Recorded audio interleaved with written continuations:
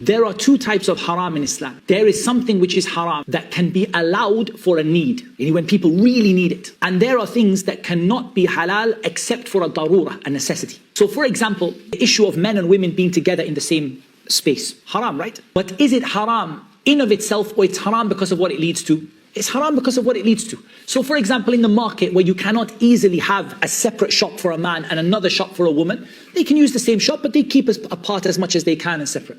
Riba is not like that. Riba is something that is haram tahrimun asli. It's haram fi dhatihi, in itself. So it can only be allowed for a darura, a necessity. And a necessity is something that would cause you to lose your life or similar to it. But what people are doing is they're allowing riba for a need. They say, look, I need riba, I need a house of my own. But need is not the same as necessity. Then we come to the issues of the Islamic banks. And in reality, I'm not going to speak about every Islamic bank. I'm not qualified to sit here and say I've studied every Islamic bank. But a lot of Islamic finance, very sadly, it is built upon hiyal, it's built upon loopholes, it's built upon manipulating the Sharia, and it's not Islamically compliant. It just doesn't meet the standards the Prophet _SAW set. And again, I'm not talking about every bank or every country. There could be some great countries, some great banks, but I'm talking about the general trend in Islamic finance. Making loopholes, changing the words of things, taghayyur al-asma, taking the word riba and call it ribh, call it profit. We charge you 2.5% ribh, annual profit rate. If I call it ribh or riba, al-asma la tughayyir al-haqa'iq. It's riba or it's not riba, that's it. Call it ribh, call it faida, call it khair, call it sadaqah, call it what you like. Riba is riba. If it's riba, it doesn't matter what you change the name to. It's riba.